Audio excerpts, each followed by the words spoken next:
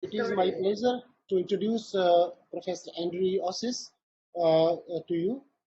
Professor Andrew Assis is a professor of physics at the University of Campinas, Unicamp, Brazil. He obtained his PhD in physics at the State University of Campinas, Brazil in 1987.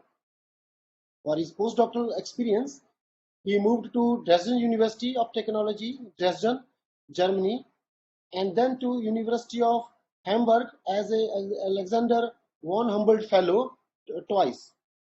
He has been a visiting scholar at the Center for Electromagnetic Research, Northwestern University, Boston, USA. He has very wide research interests in the fundamental problems in physics. To name some, one is the Mach principle and the origin of inertia, relational mechanics and absorption of gravity, Weber's electrodynamics and history of electrodynamics, cosmology, tide light, etc., history and philosophy of science, science popularization, and physics experiments with simple materials. So here I would like to recall a gift from Henry. So I still keep this with me. So this is one equipment which he sent 4 years ago, and it consists of very simple material to build very simple experiments. So we had here in PRN what is called open house, and we used your equipment for the static electricity to show to students. Thank you very much. I once again thank you for this small kit from your side. It's a beautiful, simple experiments. And now we'll, in the next year, maybe this program will again start because of this pandemic, corona pandemic. That open house thing was stopped, but I hope it will start, and we'll again use your kit to demonstrate these experiments. I really thank you for this. So he has this interest in science popularization and this physics experiments. He has published over 150 papers on very wide topics in physics. Professor Assis has published over 15 books. The two-volume work, Experimental and Historical Foundations of Electricity, is a masterpiece. Some of his books has been translated into various languages like German, Russian, Portuguese, Italian.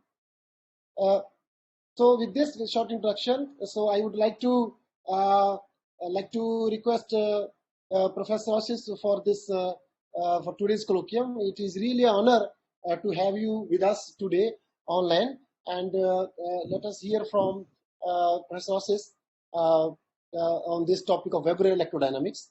And the last thing I would like to say, if you have any question, you can write in the chat box. So 1 hour. After 1 hour, the session will be open for discussions. You can directly unmute yourself, ask the question that, to Professor Assis, or you can just type your question in the chat box. I will read from there.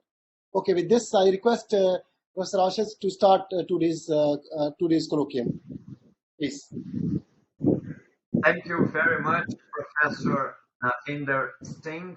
It's a great pleasure for me to be with you today at the Physical Research Laboratory in India. Exactly 20 years ago, I did make a wonderful trip to India to participate in a workshop on the origin of inertia at the Indian Institute of Technology in Kharagpur.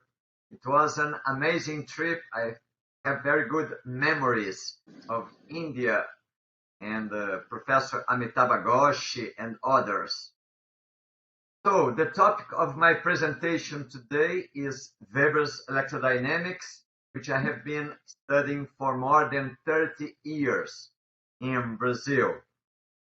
Usually we learn electrodynamics based on Maxwell's equations, Gauss' law, Faraday's law, Ampère circuital law with displacement current, and also utilizing the so-called Lorentz force law.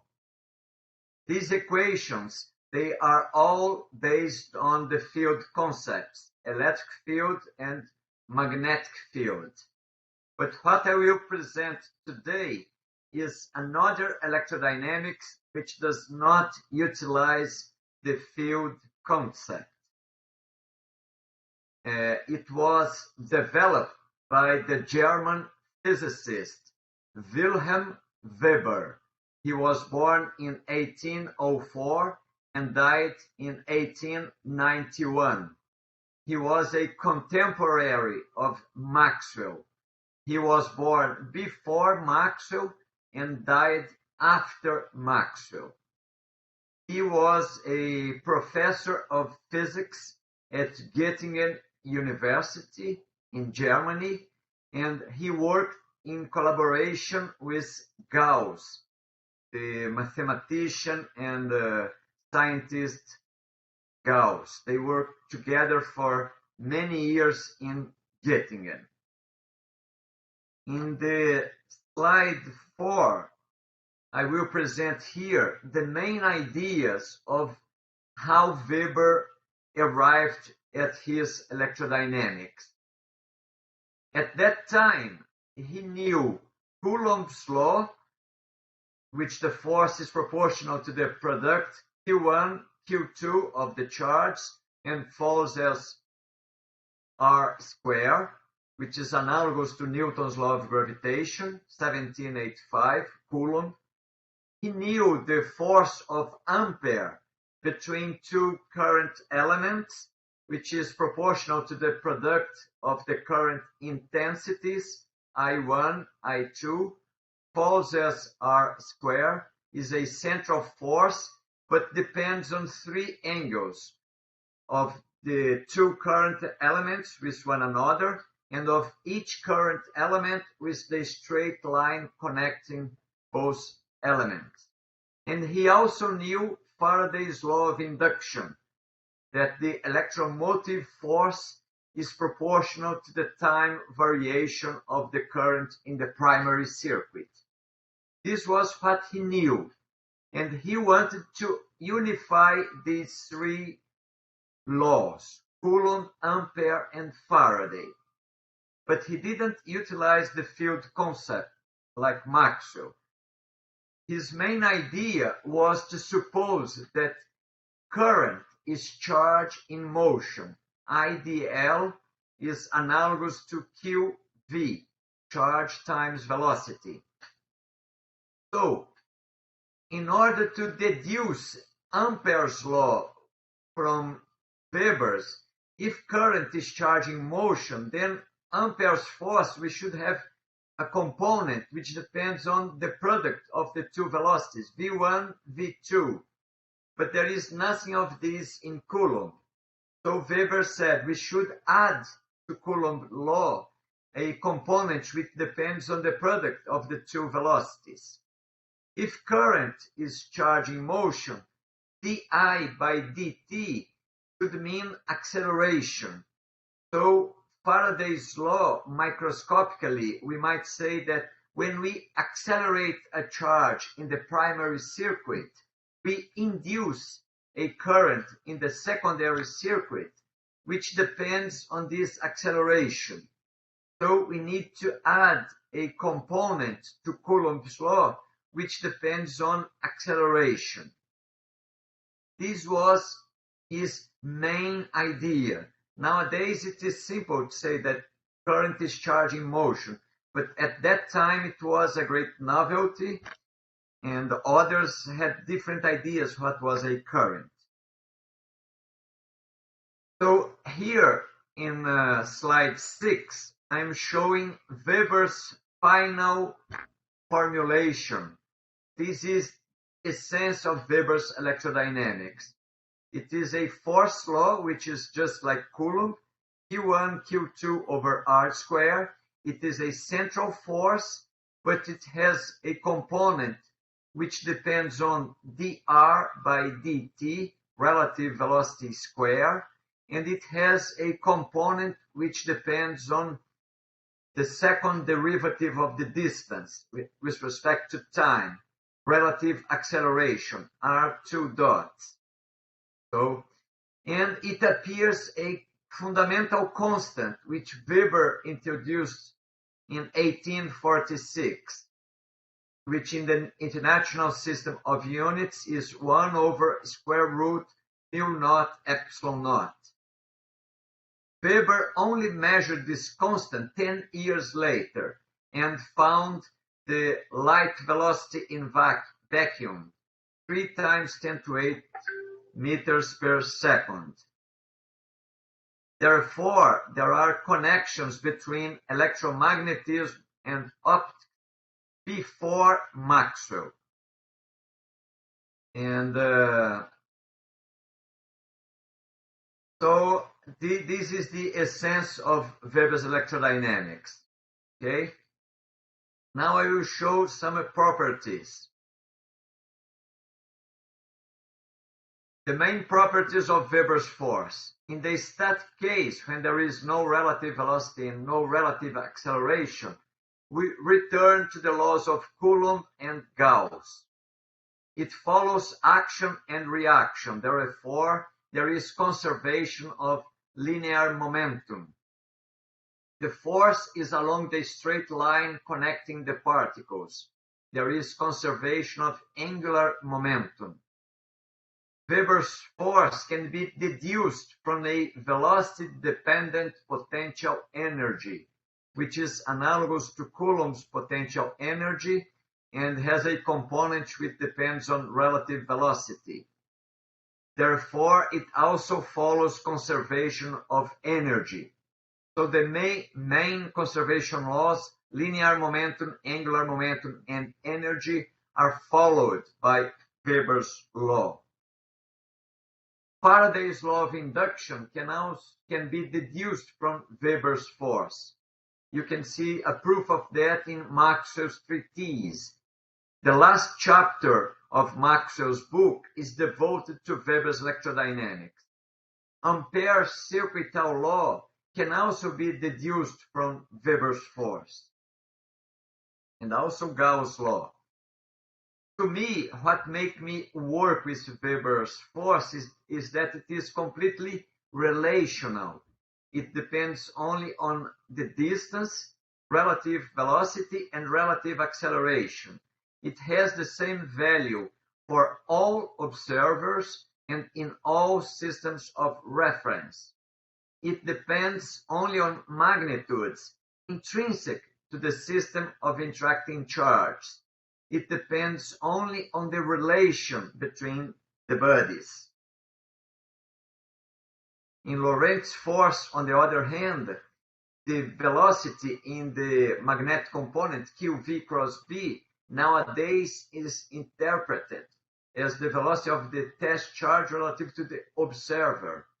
This doesn't make sense to me.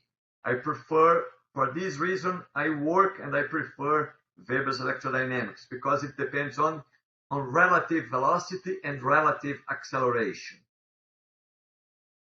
To those of you who want to see more details, we published a book on Weber's electrodynamics in 1994, at that time by Kluwer. Nowadays it is available through Springer, Weber's electrodynamics. Weber, as I said, knew Ampere's force between current elements. So from Weber's force, we can deduce Ampere's force between current elements, which I show in slide 11. It is analogous I1, I2 over R squared, but it is a central force. This Ampere's force does not appear in the textbooks. In the textbooks nowadays, we have only the so-called Grassmann force, which is IDL cross B. And this B is so-called given by Biot-Savart law. When we open these double cross products, then we obtain a force similar to Ampere. But in Ampere, we have a number 2 here, which does not appear in Grassmann. And in the last component of Weber, it is a central force. the one which we learn in the textbook, it's not central force, this last component.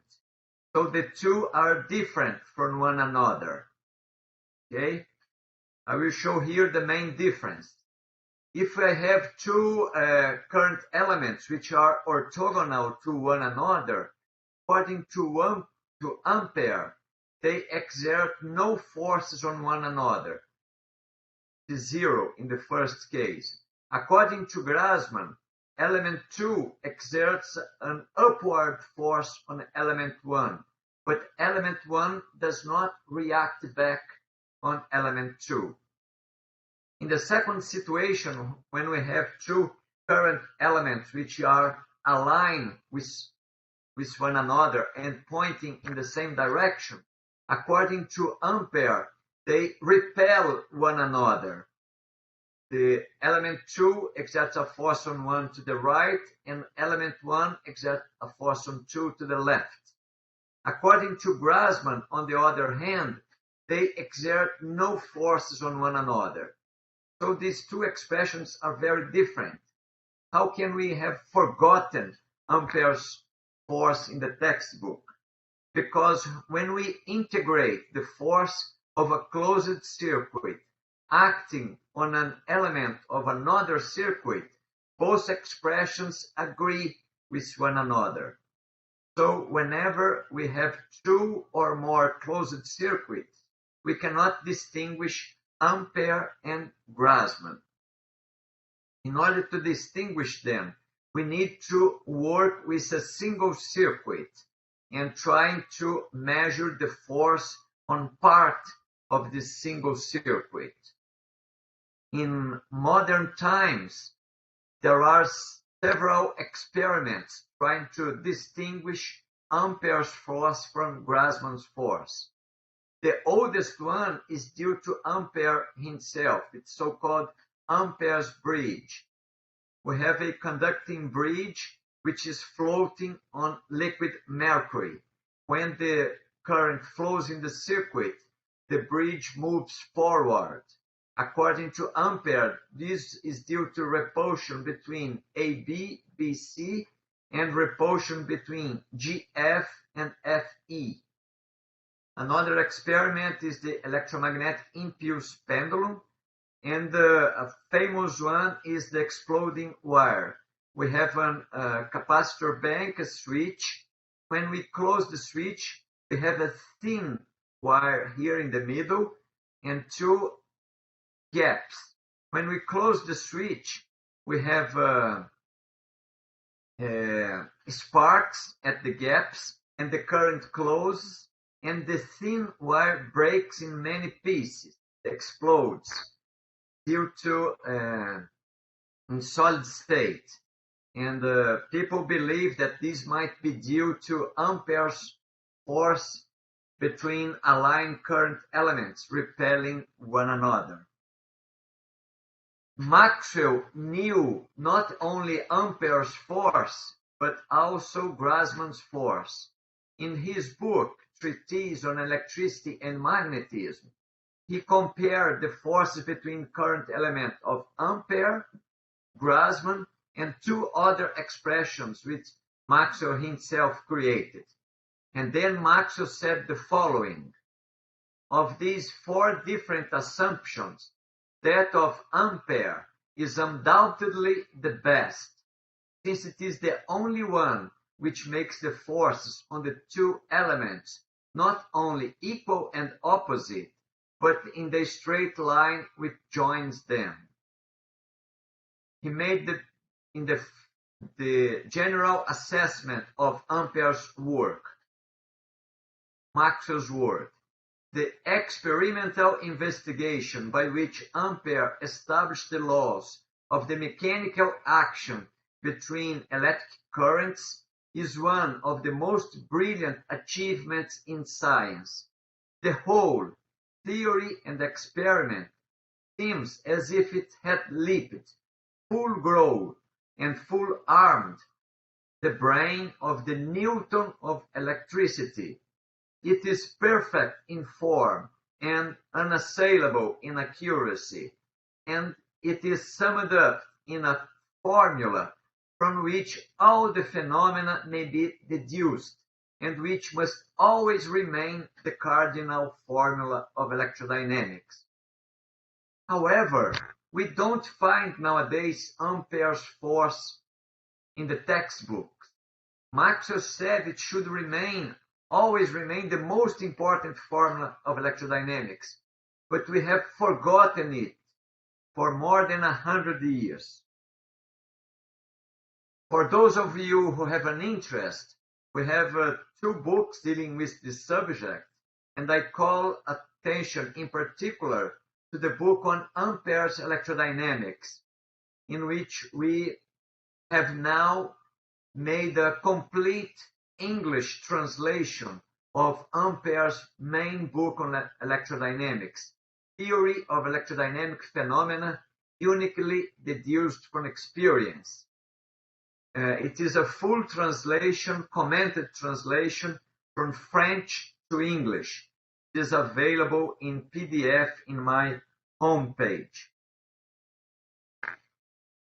Another fact which Weber deduced was the propagation of electromagnetic signals. It was first obtained by Weber and Kirchhoff in 1857, both utilizing Weber's electrodynamics, before Maxwell obtained his equation. In particular, they obtained the telegraph equation. We have a telegraph wire here. Then they utilized Ohm's law, taking into account not only the scalar electric potential, but also variations of the current. And both of them utilize the conservation of charges. And then they deduced the telegraph equation, which I'm showing at slide 19, which is the wave equation with the velocity c, constant which Weber had introduced, and it has an exponential decay of the signal when the wire has resistance. Nowadays, in the textbooks, we learn the wave equation by Maxwell's equation. And the textbooks mention that he introduced the displacement current in the so-called Ampère circuital law. The displacement current is this 1 over c squared derivative of the electric field with respect to time. This is what textbooks say. However, the textbooks, they don't mention 3 important facts. Maxwell utilized the constant c, which had been introduced by Weber in 1846. Maxwell knew the value of this constant, which had been first measured by Weber 10 years later in 1856. And Maxwell knew that Weber and Kirchhoff, utilizing Weber's force, had obtained the wave equation 1857, 7 years before Maxwell obtained the wave equation.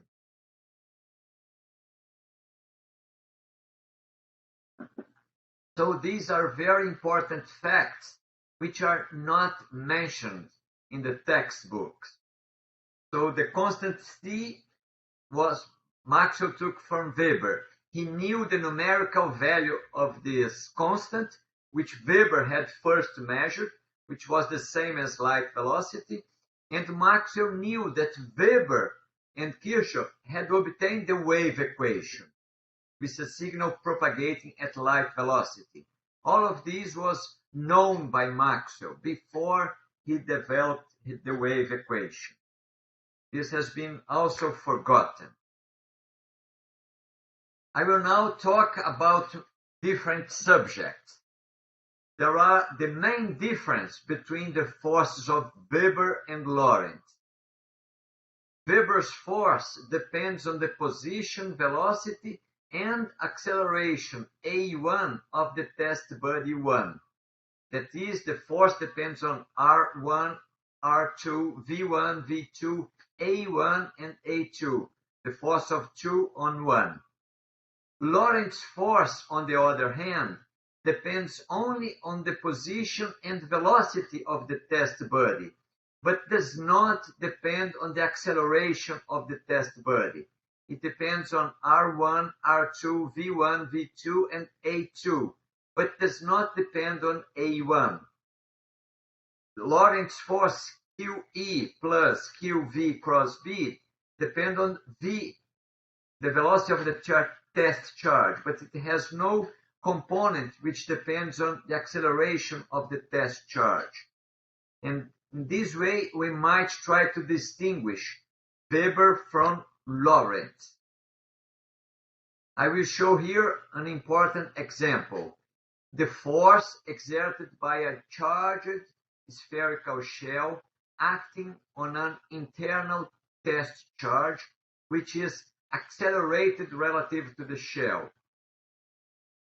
A uniformly charged spherical shell creates no electric field inside and no magnetic field inside. So according to Lorentz, the shell does not exert any force on the test charge.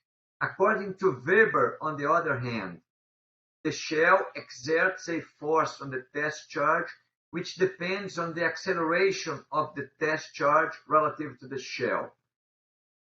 According to Weber's electrodynamics, the test charge should behave as if it had an effective inertial mass which depends on the surrounding charges. And what happens when the spherical shell is spinning? When the uniformly charged spherical shell is spinning, it exerts inside of itself a magnetic field, a uniform magnetic field. In this case, there will be a force according to Lorentz. It will be QV cross B, and this magnetic field is proportional to the angular rotation of the shell and of the charge of the shell. And when we make the calculations with Weber's force, in this case, we obtain three components. One, which depends on the acceleration of the test charge, which was presented in the previous slide. But there is also a component which depends on the omega of the shell times omega times distance of the test charge to the center of the shell, R, and it has this middle component. It is just like a centrifugal component. And Weber has also a so-called Coriolis component, 2V times omega. These two here cancel with the 12, which appears in the denominator. So this Coriolis component of Weber's force is exactly the same as the magnetic component of Weber's law, of Lorentz force, excuse me. So the magnetic component of Lorentz is analogous to the last component of Weber's force. But Weber has also two other components which they do not appear in Lorentz force. For those of you who remember mechanics, these three components of Weber's force, they remember Newton's second law of motion, Ma, the centrifugal force, and the Coriolis force. Therefore, if we apply Weber's law to gravitation, we will get these three components if we have a mass spinning acting on an internal mass. This allows the implementation of Mach's principle with Weber's gravitational force. This was the topic which I presented in India at this international workshop on Mach's principle and the origin of inertia, which took place at the Indian Institute of Technology in Kharagpur 20 years ago, 2002. This was the subject when I went to India that I presented it there. For those of you who have an interest, this book on relational mechanics and implementation of Mach's principle with Weber's gravitational force is also available in PDF format in my homepage. So we can deduce Newton's second law of motion and the origin of inertia if we apply a Weber's force for gravitation, introducing a velocity component and an acceleration component in Newton's law of gravitation. So this is a very important topic, but I will not discuss it here today. Now I will talk about another important topic, which is Weber's planetary model of the atom, which Weber developed in between 1870 and 1880s. I will just present it here in a simplified way. So we have Newton's second law of motion with Weber's force. Force equal mass times acceleration. Weber's force, the first component is Coulomb's law. The second component depends on the velocity over c squared. Normally, this second component can be neglected because the relative velocities, they are small compared to the light velocity. And the last component is r2 dots over c squared. This r cancel with the r squared in the denominator. And so this last component will fall as 1 over r, just like Faraday's law of induction. And it is proportional to the acceleration of the test charge. So we can pass this last component to the right-hand side. Then we have the second equation. Coulomb's force equal the mass of the electron minus Q1, Q2 over R times the acceleration. As you can see, this is like an effective inertial mass.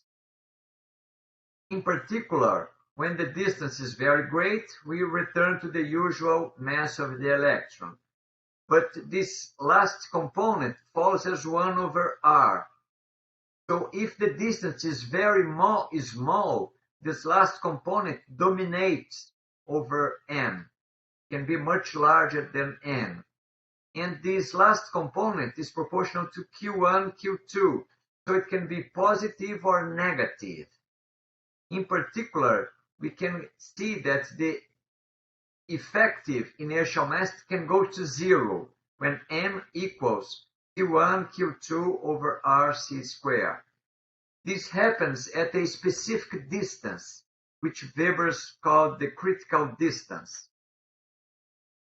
So, for distance is smaller than this critical distance, for two positive charges, the effective inertial mass will be negative. Then, this possibility of a negative inertial mass led Weber to propose in 1870s and 1880s, 150 years ago, a planetary model of the atom, in which negative charges orbit in elliptical orbits around a positive charge, a nucleus composed of positive charges. And these positive charges, they would be accelerated relative to one another, and they would be attracting one another whenever these positive charges were moving at distance smaller than the critical radius.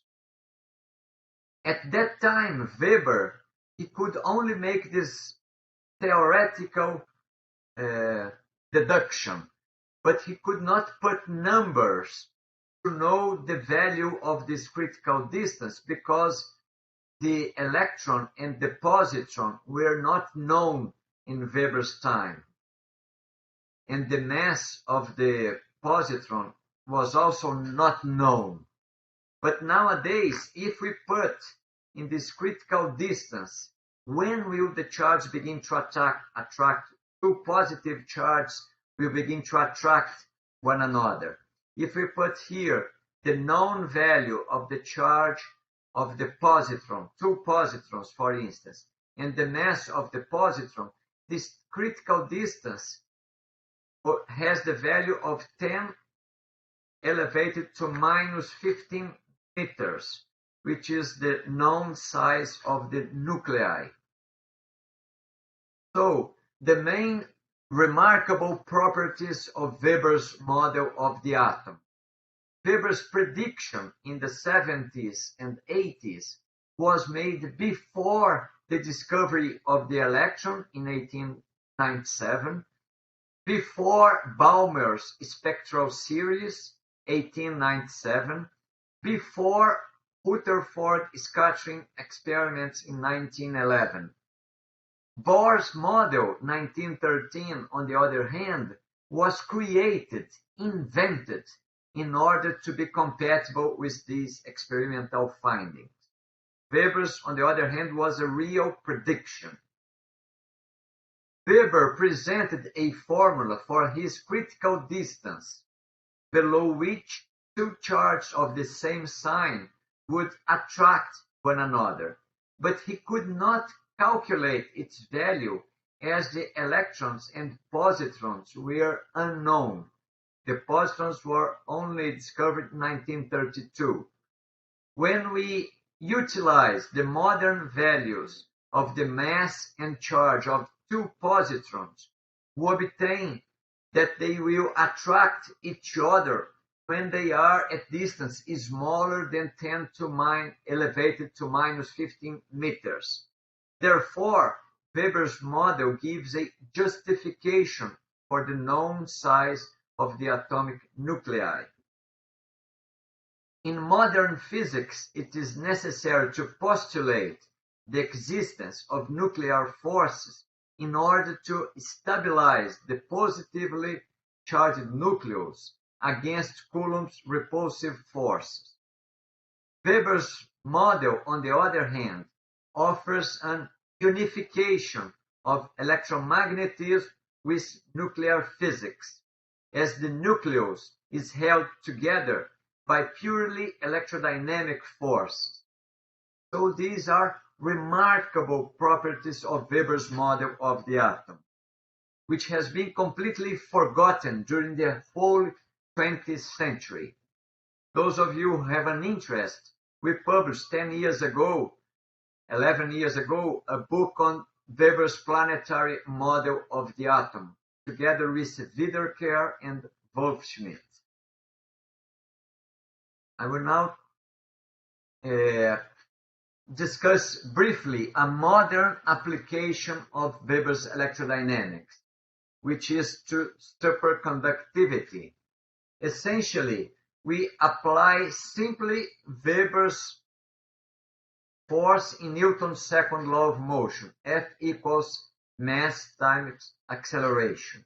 When we apply it, then we show that if we have at the slide 33, at the left side, when we rotate for instance, a cylindrical shell made of a superconducting material, it produces inside of itself a magnetic field, which is proportional to the angular rotation of this shell relative to an inertial frame of reference.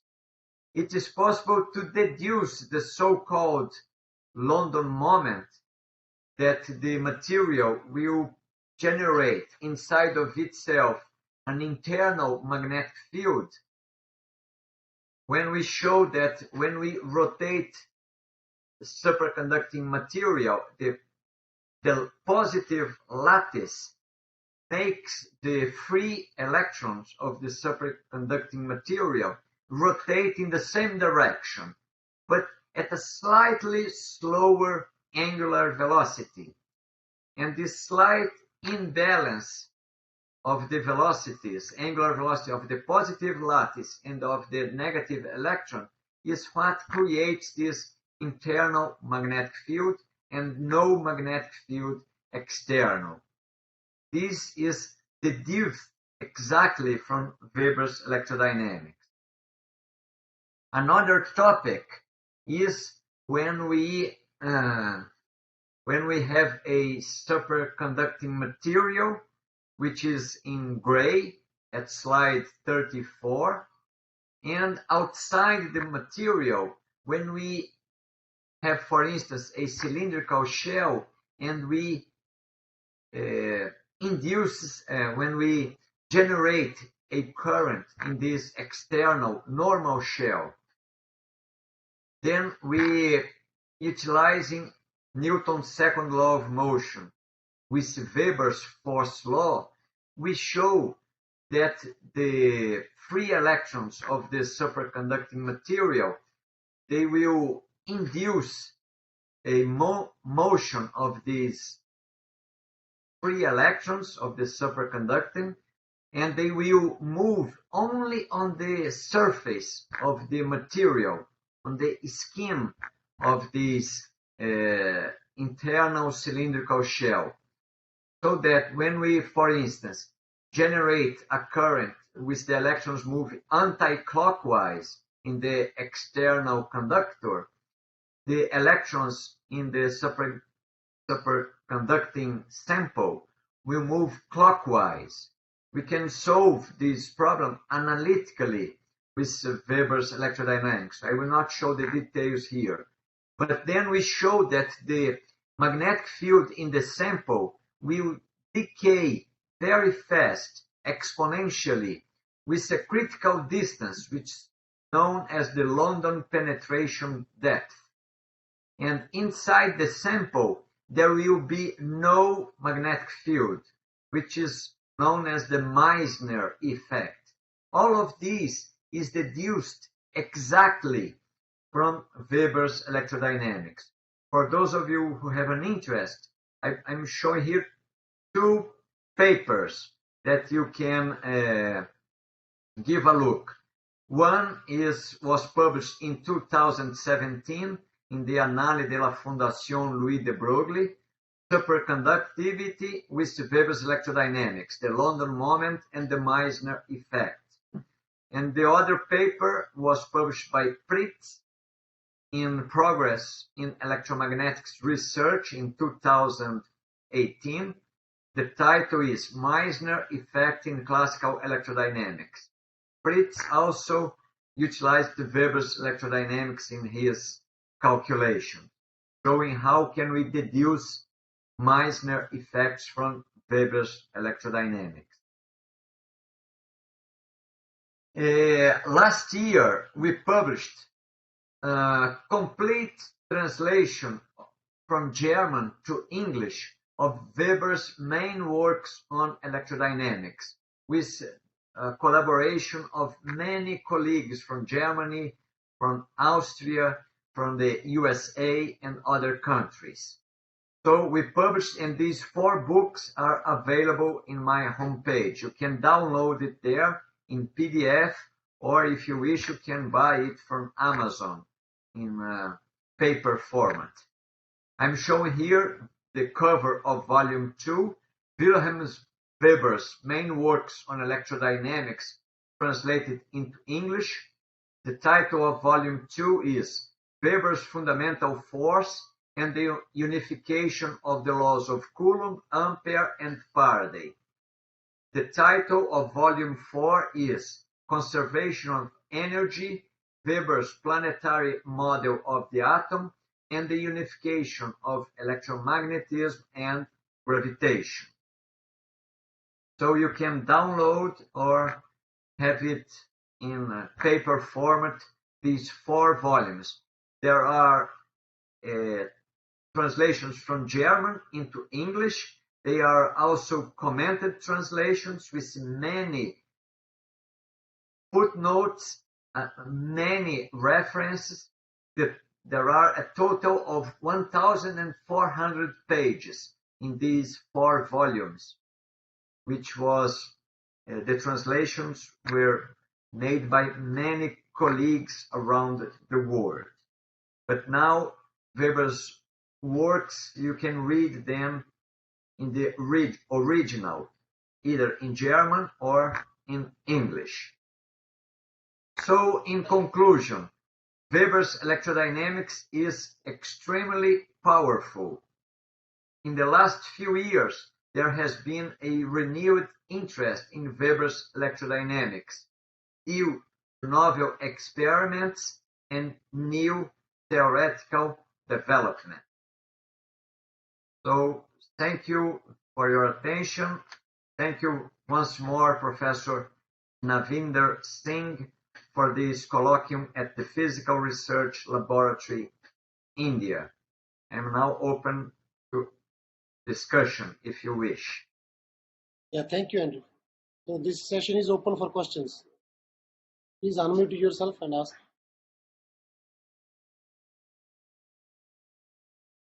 Okay, in the meantime, I would like to ask a couple of questions.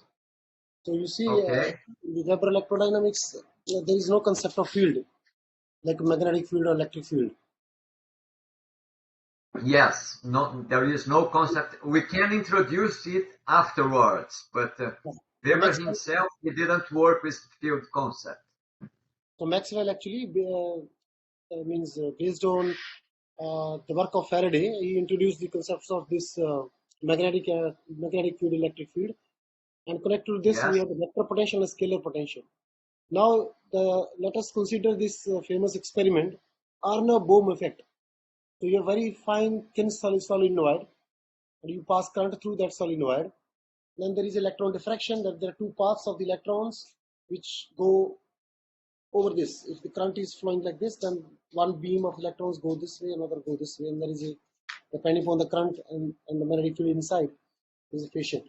So I see there is no way we can understand this Arno-Bohm effect within Weber's electrodynamics. What do you recommend? This is a very important topic that you mentioned, Navinder. Thank you. It is a very important topic, this Aharonov-Bohm effect. And it is possible to understand this effect with Weber's electrodynamics.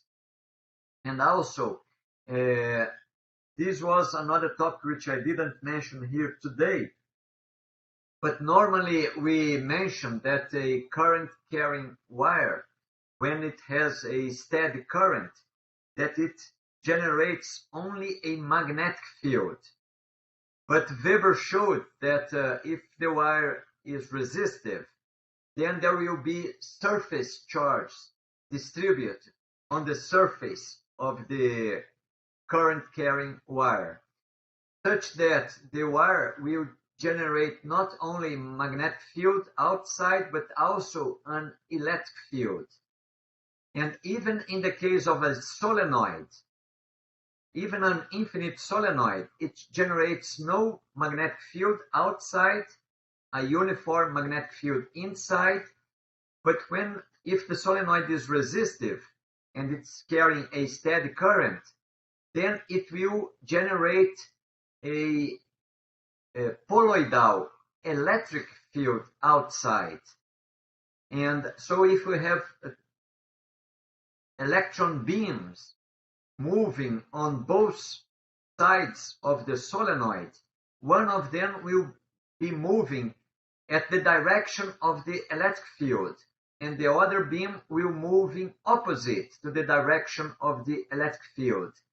And these might give the interference patterns observed in the Aharonov-Bohm effect. We have a paper on this subject. Later on, I can show it to you, but it is also available in my homepage. Just look for a Haronov bomb and you will find the paper there. But there is some mathematics that it's not simple to discuss at the moment, but the paper is there.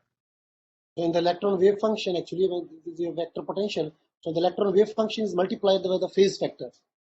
So what happens to the phase factors in Weber electrodynamics? That e raised to the power Yes, integral of the vector potential. So yes, you, it is just like, for instance, Coulomb's force, when Coulomb presented his force law, there is no field, no potential. Coulomb has just a force, Q1, Q2 over R squared. But we can also express Coulomb's force based on field.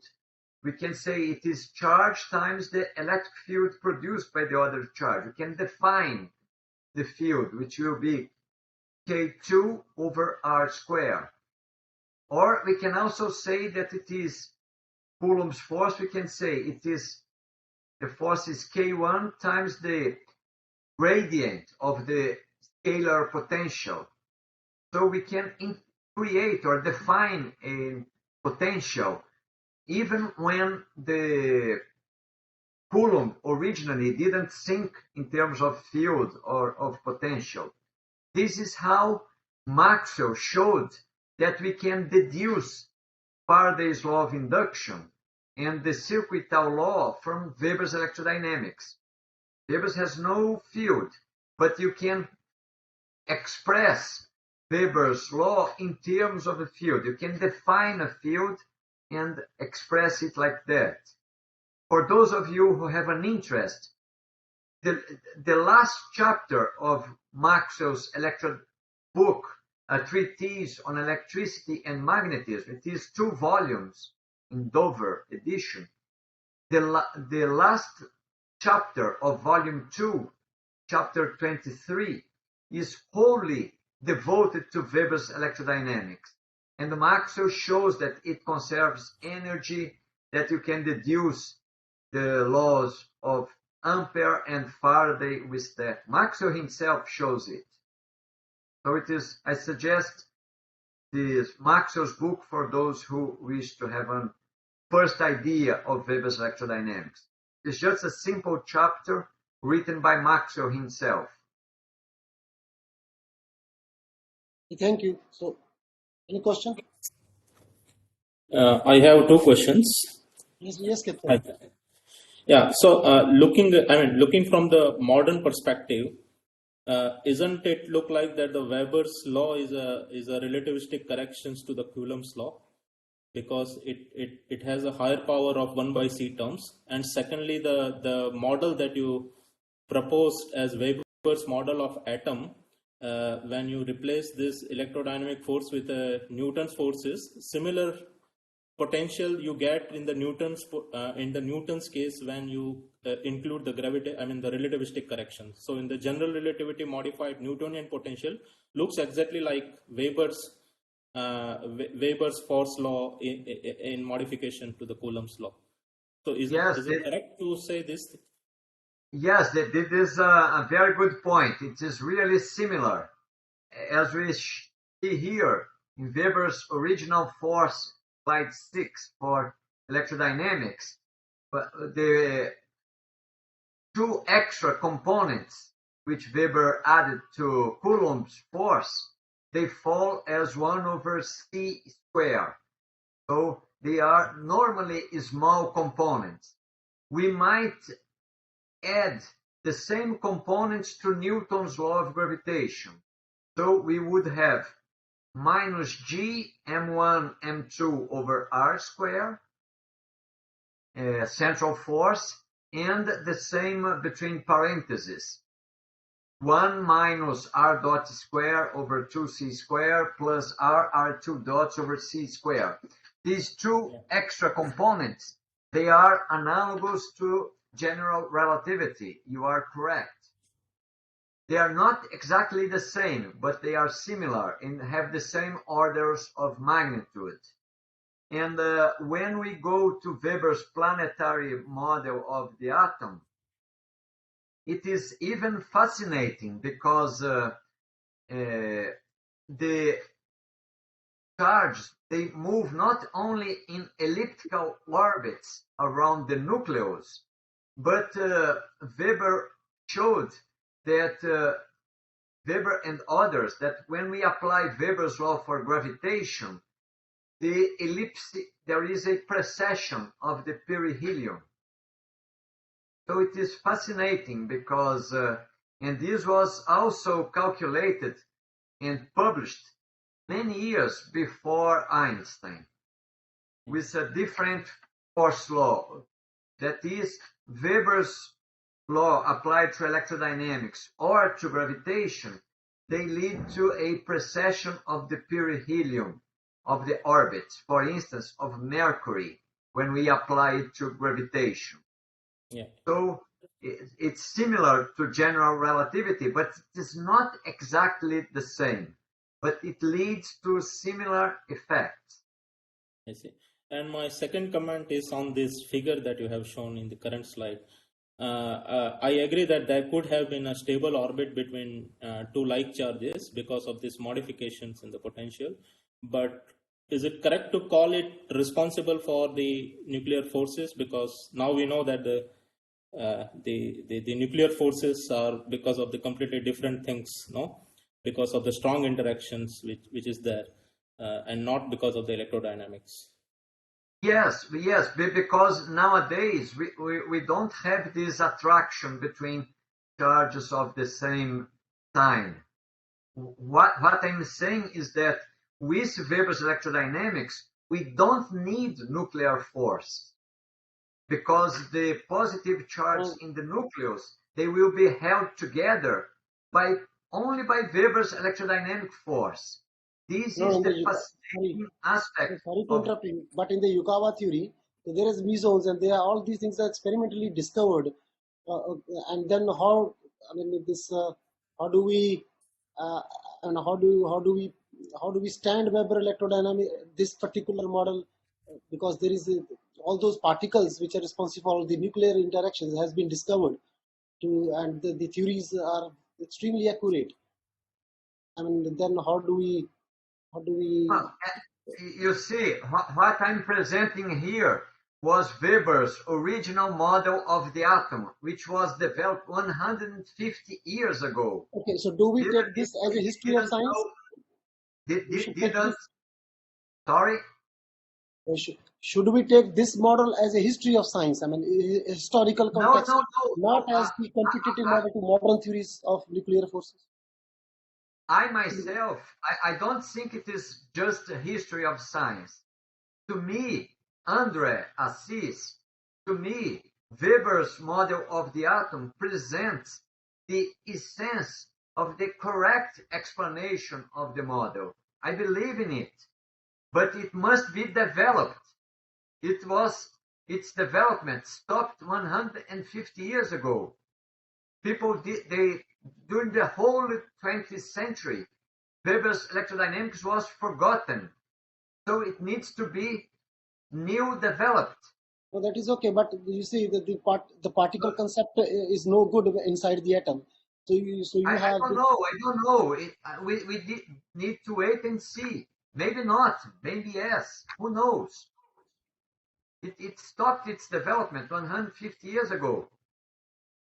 But it is just fascinating because he predicted that before all of these experiments. And he even leads to the correct size of the nucleus. To me, this is not a coincidence.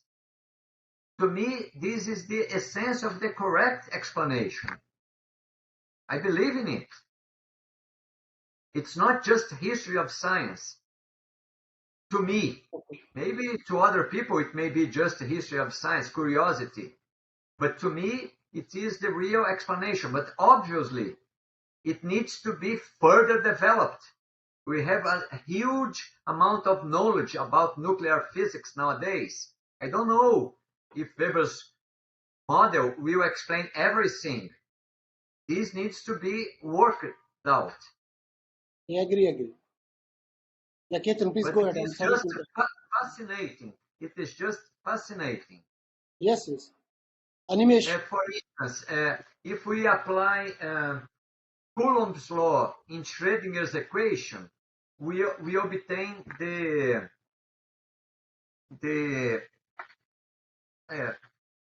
orbits, the discrete orbits. There is a paper by another colleague who applied Weber's law in Schrödinger's equation. And then he did obtain the other effects about these orbits. The fine structure, he did obtain the fine structure. So you see, there are many things needs to be developed again, applied. Just like these papers about superconductivity. To me, it is just fascinating. When you apply it,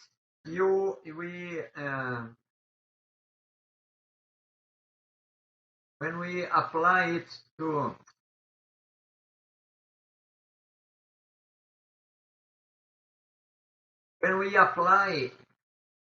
Weber's electrodynamics, superconductivity, which had never been applied before, we deduced exactly the London penetration depth, the Meissner effect, the London moment, exactly.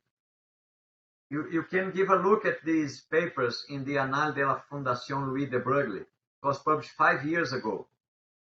To my knowledge, Weber had never, his electrodynamics had never been applied to superconductivity. But it yields, it generates all these known parameters exactly without any adjustable parameter. Just pure Weber's force in Newton's second law of motion. Weber's force of 150 years ago. And the mass appears in Newton's second law of motion. It's just fascinating to me. Animation. It's a very, very powerful model. Okay, yeah. Thank you, Professor Assis. Yeah, that's really great talk. So I have just, I think one question you already, Ketan asked, and you replied like, what will happen? How do you explain the motions of the very high velocity particle, high energy particles, the motion? So you said we need to modify in the Newtonian equations, then that should be modified in the equation. But how do you explain the like the discovery of the gluon or those kind of particles which are explained, I don't know. As I said, all of these things about gluons and things like that, they were never studied with Weber's electrodynamics. So these are open fields of research. If any one of you who is watching me now wish, just apply it to your field of expertise. Just try it. It's an amazing how many things can we deduce with Weber. As I said, it conserves linear momentum, angular momentum, energy. We deduce the laws of Gauss, Ampère, Faraday. When we apply it to gravitation, we deduce the precession of the perihelion. We can implement the Machian ideas about the origin of inertia, that the centrifugal and Coriolis forces are real forces of gravitational origin. It is just amazing.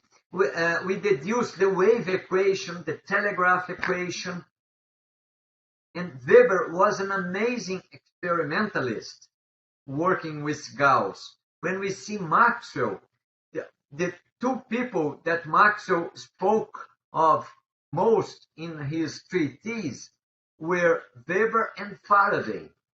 And he always praised highly Weber. Highly Weber. His works on diamagnetism, his introduction of the absolute system of units, which is the basis of the PGS Gaussian, so-called Gaussian system of units, was developed by Weber together with Gauss. It is just fascinating. Namit? Yeah, thank you, Professor Assis, for an interesting talk. I have two questions. In this Weber's force law, you said that he could measure c the constant c to a good accuracy of 3 into 10 to power 8 meters per second in 1856. I was curious what kind of measurements he did to get that value. What were the kind of experiments or measurements or deductions he used? Yes, that's a very interesting question. There is an echo in my voice. I don't know why, but now. But yes, you are right. He did make these measurements in 1856. This is one of the most famous measurements in the history of science. He didn't measure any kind of velocity because he made two kinds of measurement. He charged two spherical shells and measured with torsion balance, Coulomb's torsion balance, the force between them in order to know the amount of charge which they did carry. So he did utilize a torsion balance to measure the force between two stationary spherical shells. And then he did discharge one of these shells through a string, wet string, and it was a sudden discharge, and this discharge did affect a nearby compass magnet, and by measuring the deflection of this magnet, he could know the amount of charge which was there.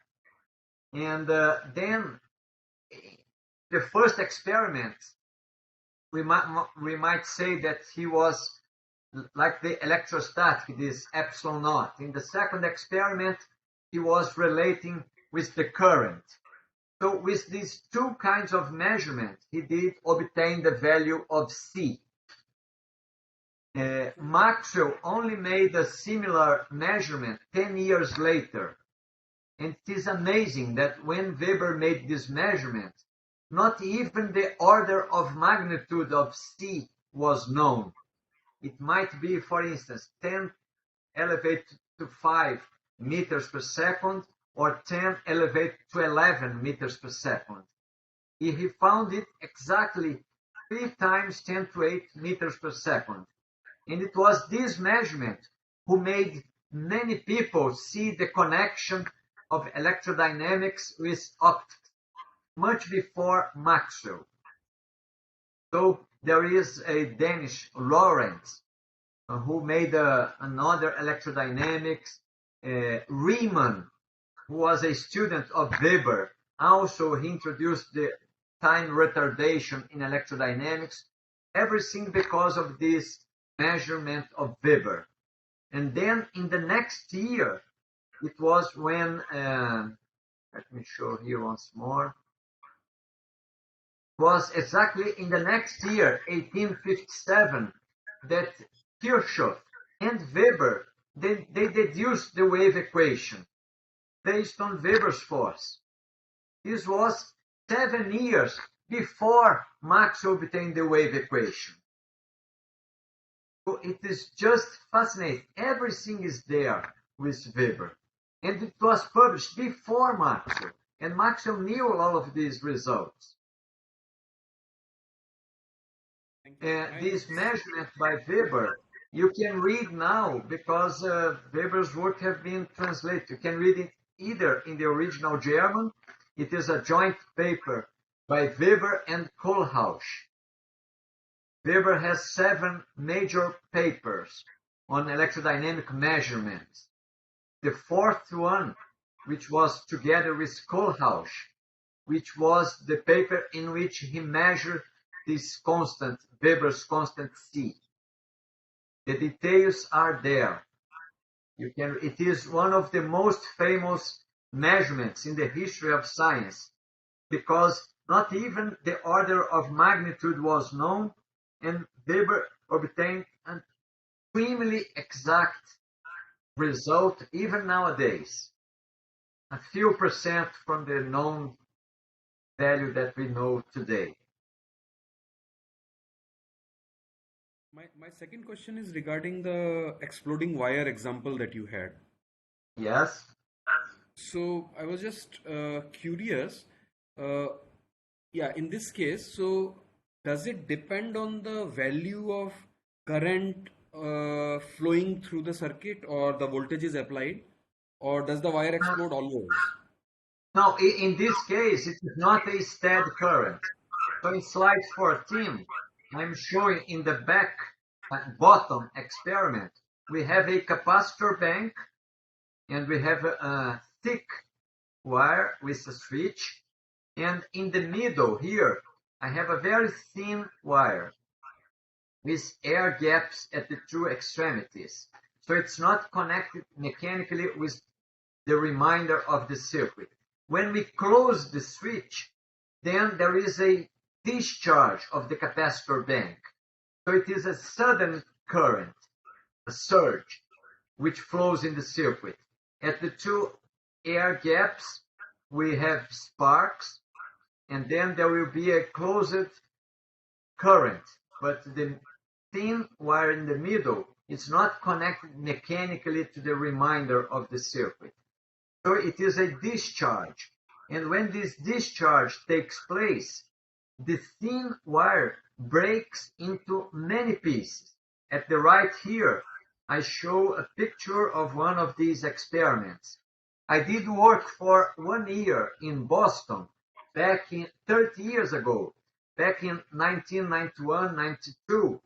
I spent 1 year in Boston working with a very good colleague of mine, Peter Granoux, Graneau,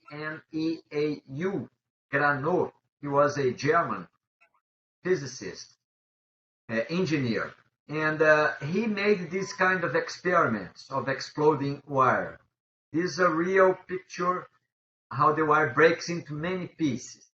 And he was an experimentalist, and he did believe that these explosions, they were due to the longitudinal forces of Ampère, that like the middle situation here of slide 13, in which we have two elements, 1 and 2, flowing in the same direction, along the same straight line. According to Grassmann, they do not act on one another, 1 and 2, the force is 0. But according to Ampère, the element 2 exerts a force on 1 to the right, and element 1 exerts a force on 2 to the left. So they should repel one another. So it was this kind of repulsion that Granoux believed was taking place in the exploding wire phenomena. So he published many papers in Nature, Physical Review, and many books dealing with this subject. Unfortunately, he died a few years ago, but his son, Neil Granoux, he is still working with this topic. He lives in England and published many papers on these kind of phenomena. Neil Granoux. So you can look for that. They have joint books together. So there are many papers nowadays trying to distinguish Ampère and Grassmann. And this is another very important subject because, you see, I will put them here once more. In the textbooks, we learn in slide 11 only the bottom formula of Grassmann. But what Ampère did was the top formula, which is a central force, which complies with Newton's action and reaction law. And it was this force law which Maxwell said must always remain the cardinal formula of electrodynamics.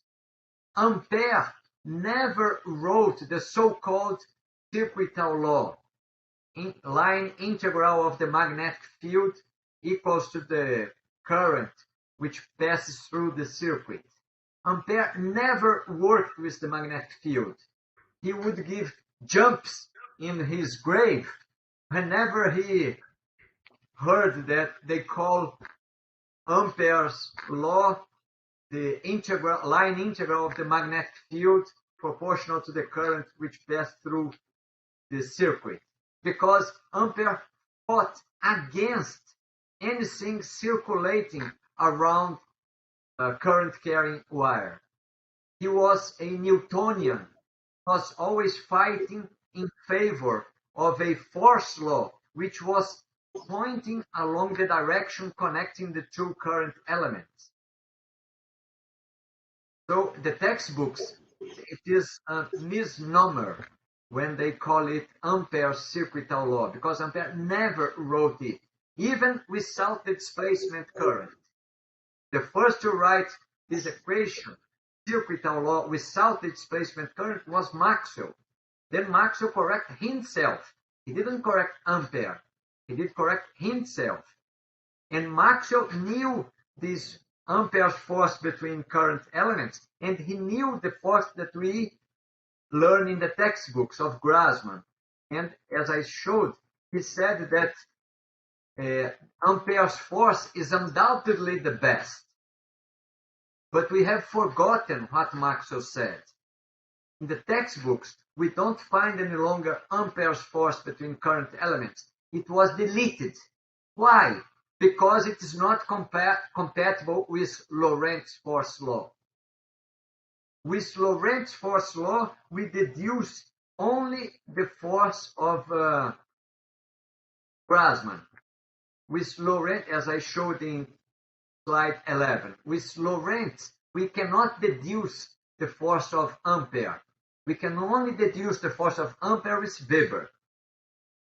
And as nowadays, physics is based not only on Maxwell's equations, but on Lorentz force law and on Einstein's theory of relativity, everything which goes against Lorentz should be deleted from the textbooks. Maybe Navinder.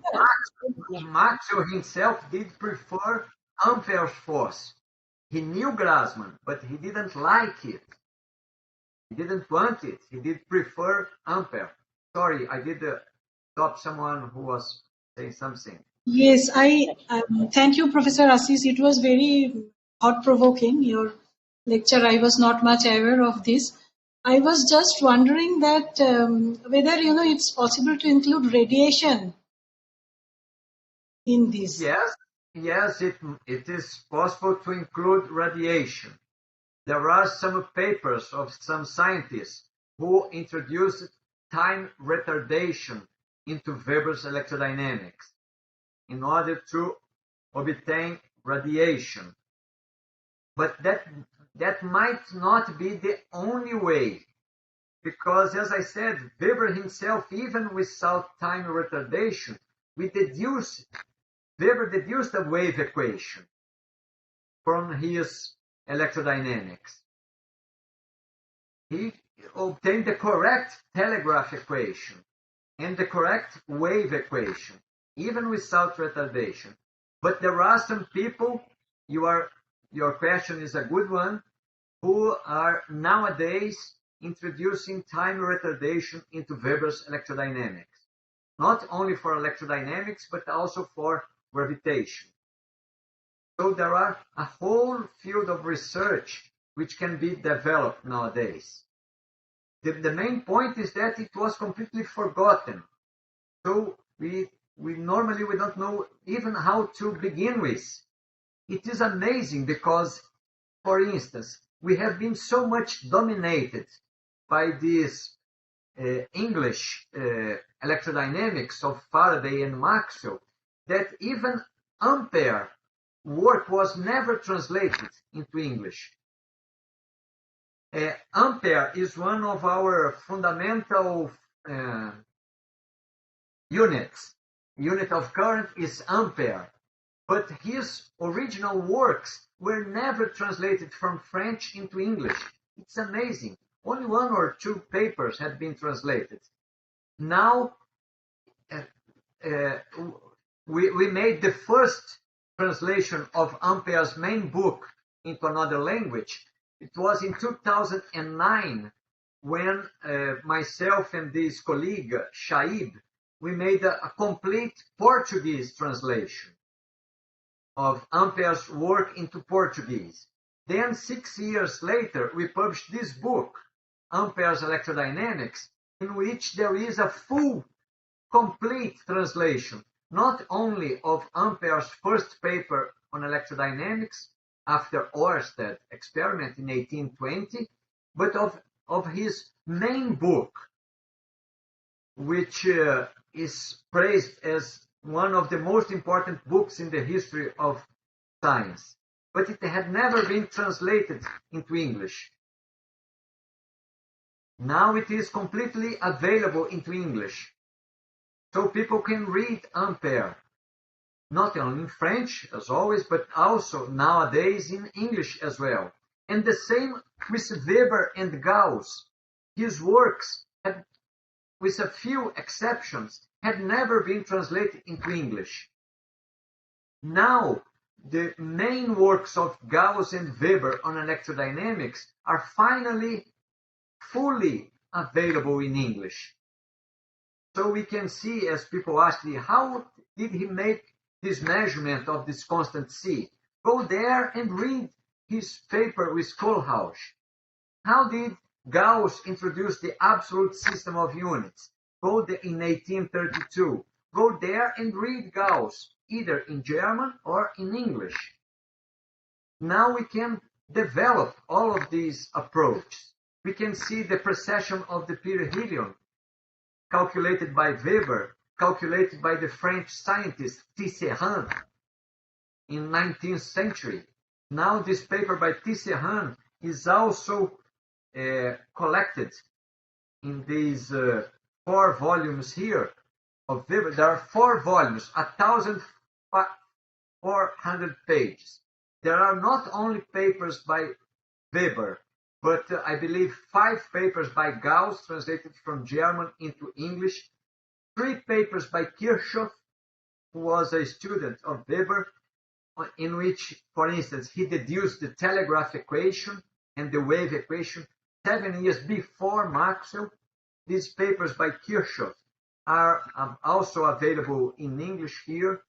There are papers by Carl Neumann, who introduced the Lagrangian and Hamiltonian for Weber's electrodynamics.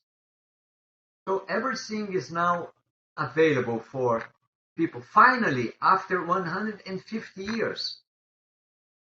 So this whole field of research has been forgotten, and sometimes purposely, because it goes against some of the main topics of modern physics. But now they are available, so anyone can go there and read. So may I ask just one question, the last question? Yes, please. Maybe somebody wants to ask a question. Yes, sir. Can I ask one question? Yes. Yeah, please. Yeah. So, is this Weber's force local? Because Maxwell introduced this concept of field because they wanted these theories of nature to be local, right? Force local. It doesn't Yes. look. Yes, Weber's is not local. It is just like the forces of Coulomb and Newton's law of gravitation, a direct interaction between the interacting particles. And but Maxwell himself showed that this Weber's force leads to the known phenomena. Maxwell began and finished his book saying that we have 2 different approaches in physics. One based on fields, which was the one which he followed, developed by Faraday and Maxwell himself. And the other, which Maxwell called the German science, which was developed by Gauss, Weber, Carl Neumann, Kirchhoff, Riemann, and others, which was a development of the Newtonian direct interaction, particles, no fields. But he said both of them lead to the same observational laws, and they must be compared because they are philosophically completely different from one another, but both of them lead to the same observed results, the same experiments, experimental findings. Yes, but it will make it incompatible with relativity, right? Yes, it is incompatible with relativity. You are right. I myself, I am against relativity, and This is one particular point which I want to raise. I myself, André Assis, I am against relativity. I develop my ideas. I show why I am against special relativity in one chapter of this book on relational mechanics, and in another chapter I discuss why I myself particularly am against general relativity. And I show that when we apply Weber's law for gravitation, we implement the Machian ideas on the origin of inertia, that the inertia of any body is due to its interaction, gravitational interaction with the distant galaxies in the universe. Then we explain Newton's bucket experiment, the precession of the perihelion, the flattening of the earth, everything in this book on relational mechanics. As I said, this was the topic when I went to India 20 years ago with this colleague of mine who was the director of the Indian Institute of Technology in Kharagpur, Professor Amitabh Ghosh. He invited me, and we did discuss this topic there. But you can give a look at this book if you wish. But you are correct. Weber is not compatible with relativity. It is a different paradigm in Kuhn, the sense of Kuhnian sense, the structure of scientific revolutions. It is another paradigm, physics. Yeah, thank you. With Bharti's question, I just wanted to ask. So just consider this example. Let us say this is a wire carrying current, just one wire carrying current, and then in parallel to that, some charge is moving with velocity. Okay, and this current carrying wire will have a magnetic field, and then the moving charge in the magnetic field will have force. So there is this force between this wire which carries current and the charge which is moving.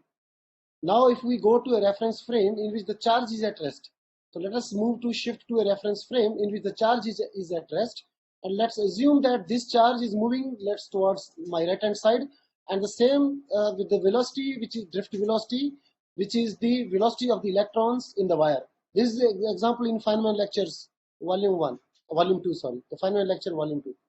So if in my reference frame the charge is at rest, and then all the charges which are moving in the wire, they are also at rest, then there is no magnetic force. So how do you understand there is a force between this charge and current carrying wire? The argument is that because of the charge which is moving inside the wire, there is a length contraction, and due to this length contraction, that's how Feynman argues, due to this length contraction there is a net charge, and then this force is not it's not a magnetic force, but it is electrostatic. So this is how special theory of relativity is made compatible or reconciled with Maxwell's electrodynamics. But how do you reconcile this with Weber electrodynamics? Yes, sorry, go ahead. Yeah, or do we say that what you're saying is the special theory of relativity not compatible with Weber electrodynamics, and we don't need that? Yes, this is a very important topic. I want to discuss it a little further. In slide 2, I show here Lorentz force law, and I put Lorentz between quotation marks. Why? What is the meaning of this velocity in QV cross B? As you said, nowadays we interpret this velocity as velocity of the charge relative to the observer. But this was not the interpretation given by Lorentz himself. This Maxwell wrote a similar equation saying that the velocity is velocity of the charge relative to the magnetic field. Then Lorentz said, no, it is velocity of the charge relative to the ether, which according to Lorentz was at rest relative to the frame of distant stars. And then Einstein changed the meaning once more of this velocity. And he said, in Lorentz force, the velocity is velocity of the charge relative to the observer. And then everything began, you need to think about the observer, frame of reference, and things like that. But to me, that was exactly the reason why I did choose to work with Weber when I discovered it. Because as you see in slide 6, in Weber's force, we have only R, R dot, and R2 dots. There is distance, relative velocity between the interacting charge, K1 and K2, and relative acceleration, d2R by dt squared. So the observer or the frame of reference does not appear here. The only thing which matters is the interacting bodies, not the observer. So to me, that was the main reason when I did discover about Weber's force law more than 30 years ago in a book on the history of science on Whittaker, a history of the theories of ether and electricity. I said, this is what complies with my intuition. Because when you have a charge, it's not interacting with the observer, it is interacting with other charges. So just like Coulomb's law, what matters is the distance between the interacting charges and not the distance between the test charge and the observer. To me, if the force depends on velocity and acceleration, it should be velocity and acceleration between the interacting charges, not between the charge and the observer. So this is why I said here in slide 9 that Weber's force is completely relational. It depends only on the distance between the interacting charges. The observer does not appear. The velocity between dr by dt, between the interacting charges, and the acceleration d2r by dt squared, between the interacting charges. It has the same value for all observers and in all systems of reference. It depends only on magnitudes intrinsic to the system of interacting charges. It depends only on the relation between the bodies. This was the main reason which made me, André Assis, more than 30 years ago, begin to work with Weber, because it was compatible with my intuition, physical intuition. As you said, nowadays in the textbooks, we are always changing frames of reference because of this interpretation of Lorentz force law. That this V is not the velocity between the charge and the magnet, it is velocity between the charge and the observer. To me, this makes no sense. But that's what it is written in the textbooks, in Feynman, as you said. So people who wish to go ahead with that, they just go. I myself, it goes against my intuition. Therefore, I went to work with Weber, because it does not depend on the observer. So you are talking on a very important point. In your example, the force will be always the same with Weber, because the observer plays no role, because we have only R dots in this. Only the charge in the wire and in the external charge will matter. The observer plays no role at all. You are talking a very important point. And that was what made me, André, work with Weber in the first place.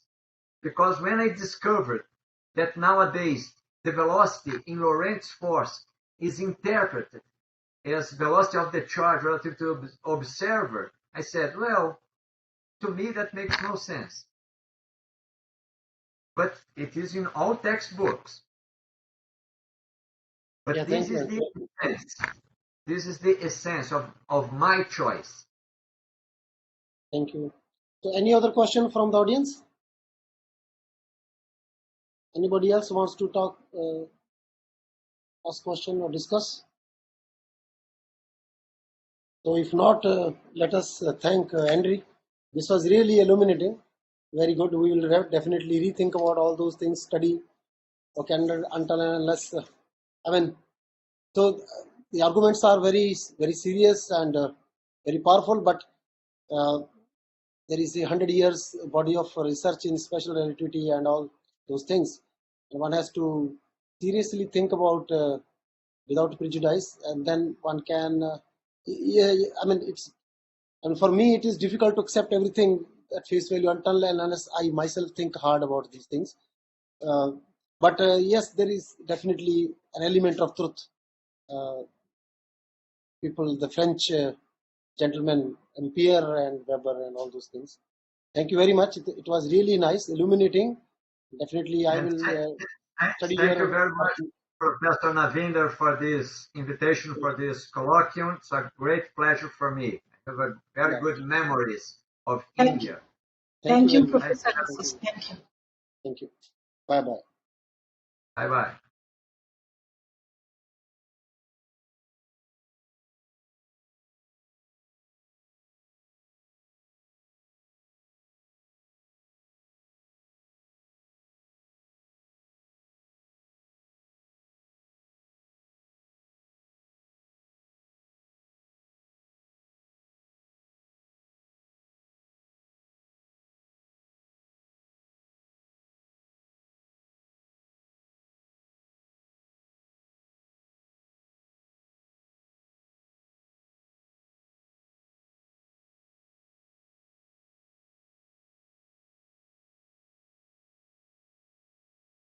Recording continues.